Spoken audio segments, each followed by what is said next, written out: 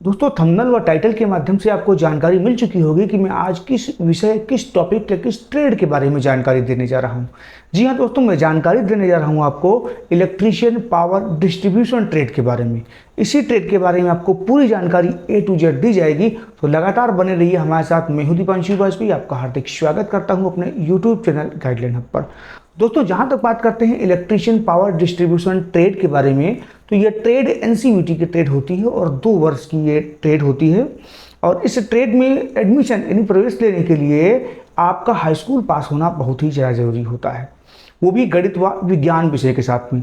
लेकिन गणित व विज्ञान विषय की अनिवार्यता प्रत्येक राज्य में लागू नहीं होती है। कुछ राज्य इसको लागू करते हैं, कुछ राज्य केवल गणित यानी 10+2 अथवा 10th पास वालों को भी इसमें एलिजिबल रखते हैं। दोस्तों आयु सीमा इलेक्ट्रीशियन पावर डिस्ट्रीब्यूशन ट्रेड में आयु सीमा जैसी हर एक ट्रेड में होती है वैसे इसमें भी है। 14 वर्ष न्यूनतम व 40 वर्ष अधिकतम।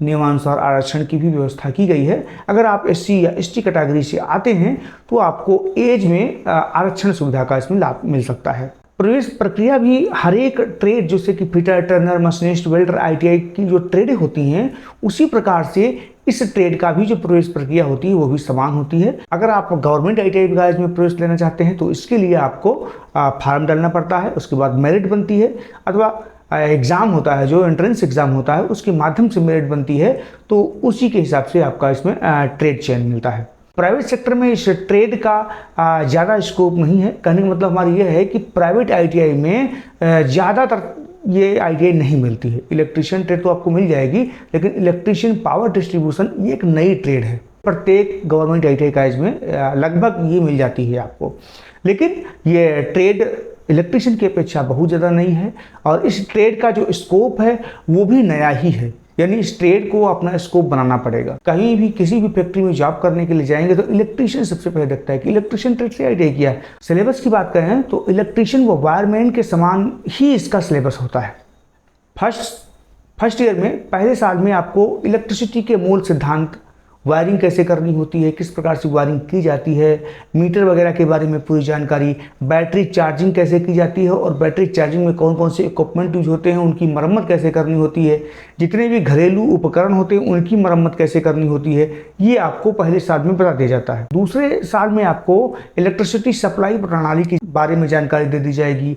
ट्रांसफार्मर का इंस्टॉलेशन कैसे करना होता है और ट्रांसफार्मर की पूरी जानकारी, मेंटेनेंस कैसे करना होता है और केवल आपको ओवरहेड लाइन इंस्टॉलेशन कैसे करना है, सब स्टेशन का संचालन कैसे करना है और उसमें कौन कौन से सुरक्षा का ध्यान रखना पड़ेगा, ये सभी जानकारी आपको इसमें मिल जाती है।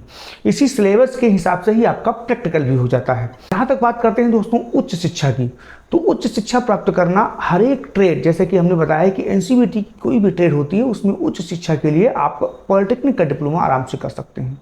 पॉलिटेक्निक का डिप्लोमा करने के बाद BTech भी कर सकते हैं अथवा BE भी कर सकते हैं।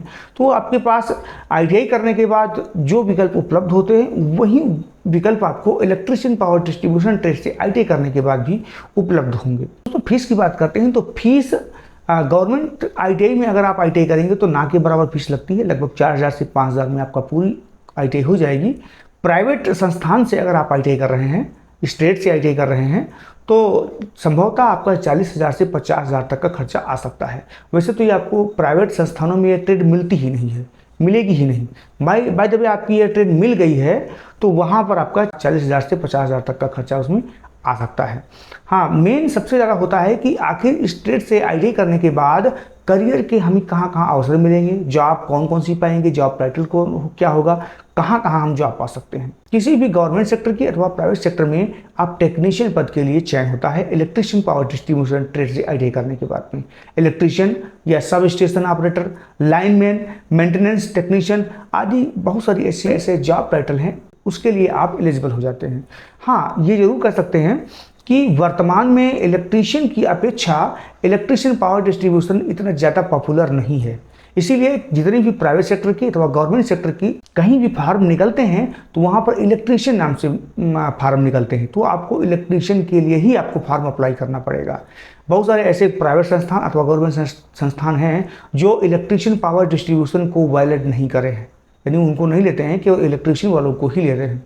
तो यह चीज़ आपको ध्यान में रखना है कि इलेक्ट्रिशियन पावर डिस्ट्रीब्यूशन का कहाँ कहाँ स्कोप है। अगर आप जानना चाहते हैं कि आखिर कहाँ कहाँ इस ट्रेड का स्कोप है तो आप कमेंट कीजिएगा, अगले वीडियो के माध्यम से आपको यह भी जानकारी मिल जाएगी कि इलेक्ट्रिशियन पावर डिस्ट्रीब्यूशन ट्रेड का कहाँ कहाँ जॉब आ सकते हैं, कौन कौन से हमें इसमें स्कोप मिल जाएंगे आगे।